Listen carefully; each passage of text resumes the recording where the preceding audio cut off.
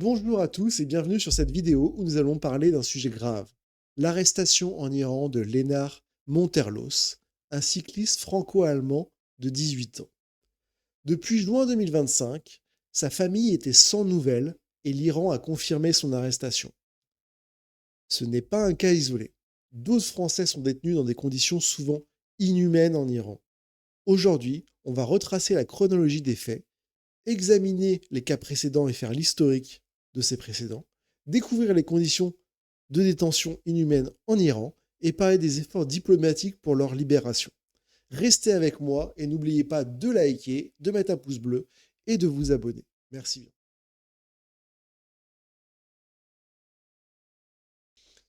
Lénard Monterlos, 18 ans, originaire de Besançon, est un passionné de vélo. En 2025, il se lance un défi, traverser l'Eurasie à vélo, de la France au Japon. Sur Instagram, il partage son aventure, parfois avec humour, face aux mises en garde sur l'Iran. Mais le 16 juin, juste après le début de l'intervention d'Israël en Iran, tout bascule. Lénard disparaît, le Quai d'Orsay s'inquiète. Le 10 juillet 2025, le ministre iranien des Affaires étrangères, Abbas Araghchi, confirme à Le Monde que Lénard a été arrêté pour un délit non précisé. Une notification est envoyée à l'ambassade de France, mais aucun détail supplémentaire n'est fourni. François Bayrou, Premier ministre, dénonce sur LCI la persécution d'innocents et appelle à respecter les consignes de sécurité. Très exactement, ce jeune cycliste dont on n'avait pas de nouvelles en Iran, son arrestation est maintenant confirmée. On ne sait pas tout à fait ce qu'allèguent les autorités en Iran. Quel est le message que vous leur adressez? D'abord, en effet, l'arrestation de ce jeune homme qui s'appelle Laurent est confirmée, que les autorités françaises sont en liaison avec les autorités iraniennes.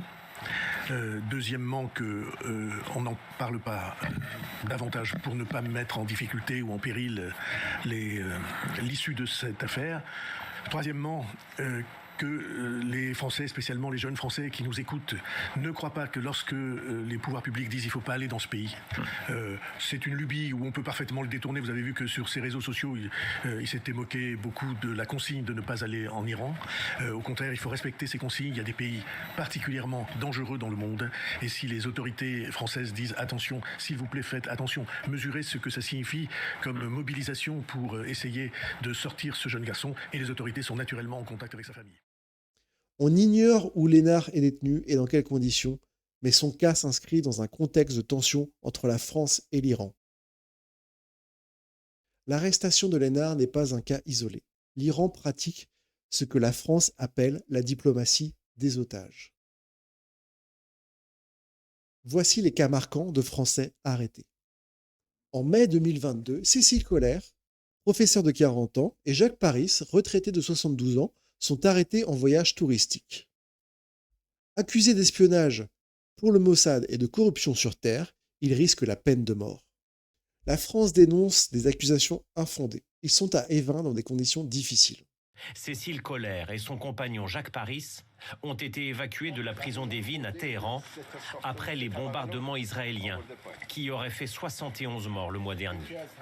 Il y a 2 jours, ils ont pu voir un diplomate français et ont appris que la justice iranienne les menace de la peine de mort. La sœur de Cécile Collère raconte les derniers jours éprouvants vécus par sa sœur. Au bout de 24 heures, on est allé la chercher, on lui a bandé les yeux et on l'a emmenée dans un autre lieu de détention qu'on ne connaît pas. Elle-même ne sait pas où il se situe. Cécile ne dort plus depuis les bombardements. En tout cas, elle dort vraiment très très peu. On est vraiment extrêmement inquiets sur leur état psychique. D'autres cas incluent Benjamin Brière, arrêté en 2020 pour des photos avec un drone, libéré en 2023. Benjamin Félan, libéré en 2023 après une grève de la faim, et Louis Arnaud, libéré en 2024. Fariba Adelka, anthropologue, a passé 4 ans en prison jusqu'en 2023. En 2023, 7 Français étaient détenus en Iran, souvent pour faire pression sur l'Occident. Les Français détenus en Iran, comme Cécile Collère et Jacques Paris, sont souvent envoyés à la prison d'Evin, à Téhéran, surnommée l'université des prisonniers politiques. Selon Amnesty International, les conditions y sont inhumaines.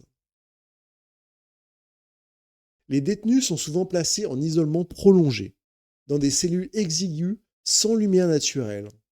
Cécile Coller, par exemple, a été privée de contact extérieur pendant des mois avec un accès limité aux soins médicaux.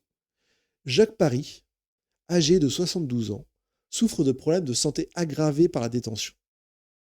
Les rapports parlent de malnutrition, de pression psychologique et parfois de torture physique. Le temps est immesurable. Les seuls repères temporels qu'on a, c'est un ray, mais vraiment un ray de jour qui passe par le soupirail et qui se décale lentement sur le haut du mur jusqu'à disparaître à un moment de la journée parce que le soleil est trop à l'ouest et qu'apparemment la cellule était orientée à l'est. Et puis les 3 appels à la prière chiite qui nous hurlent dans les oreilles. C'est ça, les repères temporels. Il n'y a pas d'horloge, il n'y a rien. Et ceux qui nous apportent la nourriture ont pour consigne de ne rien nous dire.